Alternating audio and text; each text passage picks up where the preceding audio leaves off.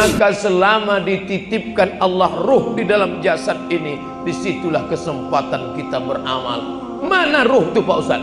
Tunjukkan saya mana ruh di dalam badan. Dia tak nampak. Kalau ada orang minta tunjukkan mana ruh, coba kau masuk ke dalam airport, bawa tas. Boleh masuk ke dalam? Tak boleh. Mesti lewat satu kotak dulu, cahaya X-ray namanya. Begitu masuk, tak boleh lewat. Ustaz Somad ya? Iya. Koper Ustaz tak boleh lewat. Begitu dibuka koper saya, ada pisau 2 biji di dalam. Dari mana Bapak bisa tahu? Karena ada cahaya X-ray. Begitu kita buka tirai, tak ada cahaya. Mana cahaya X-ray itu?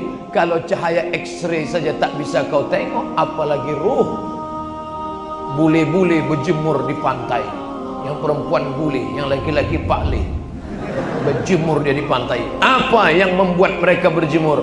Kulit mereka tak berwarna sama sekali. Mereka ingin mewarnai kulitnya dengan cahaya ultraviolet. Apakah nampak engkau ultraviolet itu datang dari matahari masuk ke kulit? Tak nampak. Kalau cahaya ultraviolet pun tak nampak, apalagi ruhmu. Sudah berapa yang tak bisa ditengok? X-ray tak nampak, ultraviolet tak nampak. Wajah kita sendiri pun tak bisa kita tengok. Saya bisa nengok wajah saya Pak Ustaz. Dari mana? HP Samsung. Pertama orang melihat wajahnya ketika dia berhenti di bawah pohon yang rindang. Di bawah pohon itu ada kolam yang besar. Sebelum cermin ada. Pas dia berhenti, pokok rindang, ada kolam. Ditengoknya ada wajahnya. Begitu rupaku rupanya. Itulah cikal bakal cermin. Akhirnya dengan bantuan cermin barulah kita bisa melihat wajah kita. Betapa manusia ini lemah. Jangankan mau menengok ruh, menengok wajahnya pun tak bisa. Sampai akhirnya cermin ada, tapi cermin tak jujur. Telinga kanan nampak sebelah kiri. Bapak Ibu yang dimuliakan Allah Subhanahu wa ta'ala. Jadi kalau ada orang mengatakan, mana ruh saya? Mana ruh saya? Terlalu tinggi ilmu untuk melihat ruh. Kau cukup percaya saja. Allah tak nampak, malaikat kiraman katibin tak nampak, alam barzah tak nampak, titian siratal mustaqim tak nampak, surga tak nampak, neraka tak nampak. Satu-satunya ditangkap oleh iman.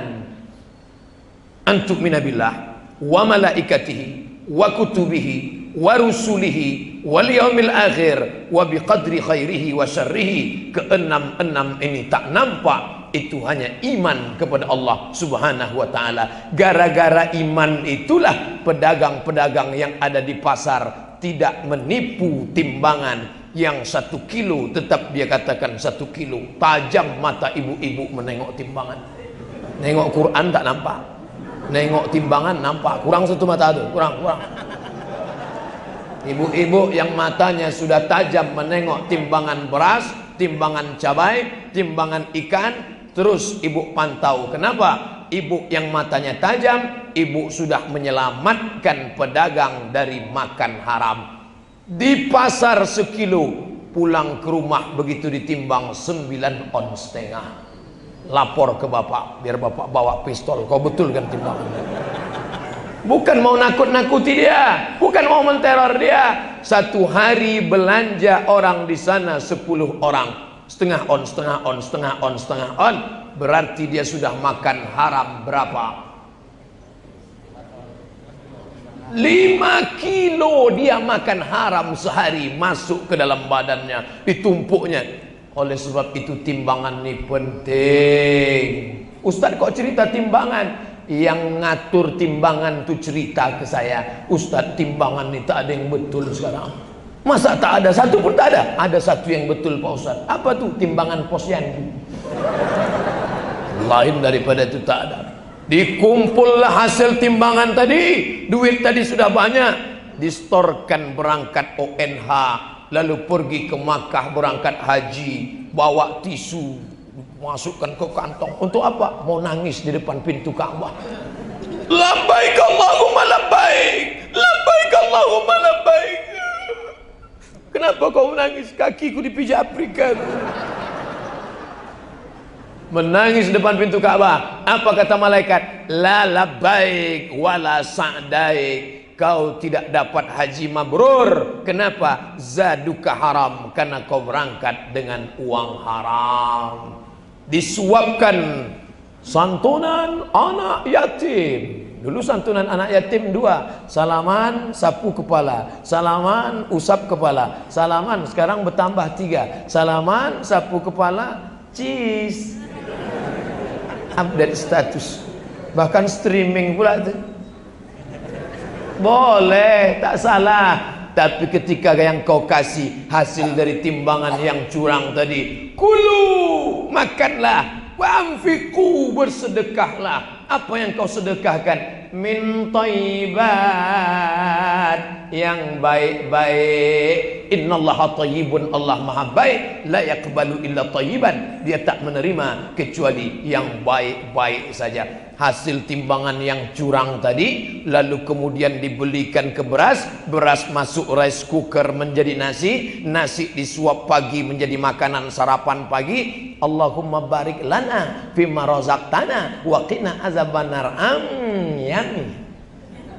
Apa yang terjadi? Lidah makan hasil timbangan haram, dipakai berdoa, Allahumma hadina fiman hadait wa afina fiman afait. Apa kata Allah? Jangan terima doa ini. Kenapa ya Allah? Karena aku haramkan mengabulkan doa dari lidah yang makan haram. Lidah yang kau pakai makan haram hasil timbangan, itu juga yang kau pakai berdoa, tak diterima Allah. Kecuali lidahnya 2, satu untuk makan, satu untuk berdoa.